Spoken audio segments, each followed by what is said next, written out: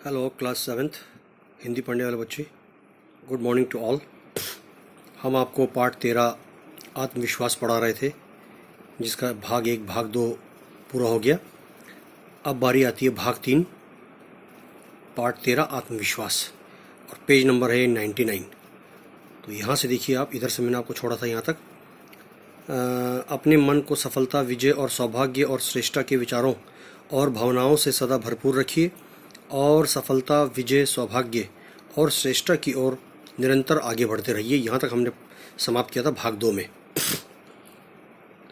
अब आता है भाग 3। भाग 3 का पहली लाइन है,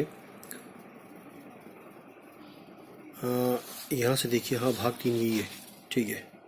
कन्हैयालाल मिश्र प्रभाकर, जो इस पाठ के लेखक है, वो कहते हैं, जीवन में उतार भी है और चढ़ाव भी है। कभी जीवन में उतार चढ़ाव आते रहते हैं। जो लोग हमेशा उतार की ही बात सोचते हैं, वे उन लोगों की तरह होते हैं जो कूड़ा घरों के पास कुर्सी बिछाकर बैठ जाते हैं और शहर की गंदगी को गाली देते रहते हैं। जन्म से अंधी बहरी पर विचारक और लेखिका के रूप में विश्वविख्यात हेलन केलर की ये मुक्ति सदा याद रखिए। सुख का एक द्वार बंद होने पर तुरंत दूसरा खुल जाता है।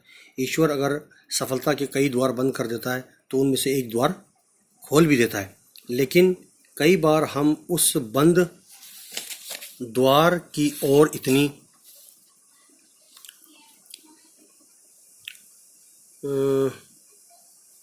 यहाँ से है, द्वार की ओर इतनी तल्लीनता से ताकते रहते हैं कि हमारे लिए जो द्वार खोल दिया गया है, जो खुला हुआ है, हम उसे देखकर भी देख नहीं पाते।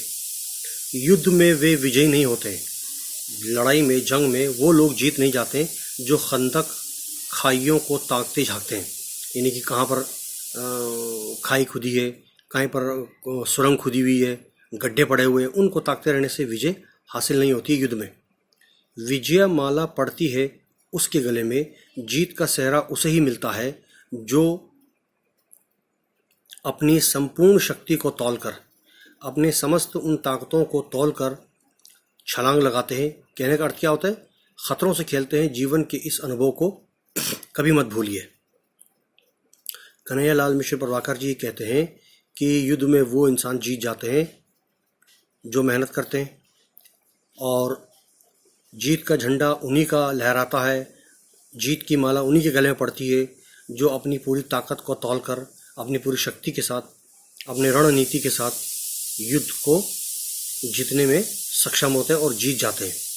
जो अपनी संपूर्ण शक्ति को तौलकर छलांग लगाते हैं, खतरों से खेलते हैं, चैलेंज को स्वीकार करते हैं। जीवन के इस अनुभव को कभी मत भूलिए। क्या? जो हड़बड़ा के रह गया वो रह गया इधर, जिसने लगाई एड़ वो खंदक के पार था। कन्हैयालाल मिश्र प्रभाकर कहते हैं कि डर कर, हार कर अगर वो मनुष्य इधर उधर रह जाता है तो वो इधर ही उसकी जीवन लीला समाप्त हो जाती है। जिसने लगाई एक वो खंदक के पार नहीं हो जाता है, यानी कि वो जो हिम्मत से, जो अपनी ताकत से, सूझबूझ से युद्ध को लड़ता है, वो चाहे वो सुरंग हो, चाहे वो बहुत बड़ी पहाड़ की चोटी हो, चाहे कितनी ही फौज उसके पास हो, सैनिक क्यों न हो, वो उन सब में विजय प्राप्त करके ही अपने लक्ष्य को हासिल कर लेता है। तो यहाँ तक था आपका भाग 3, ठीक है।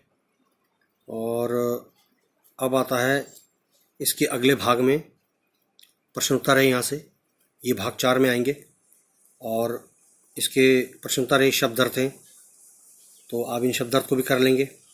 और भाग 4 जब आएगा तो हम आपको इसके प्रश्नोत्तर भी कराएंगे, ठीक है।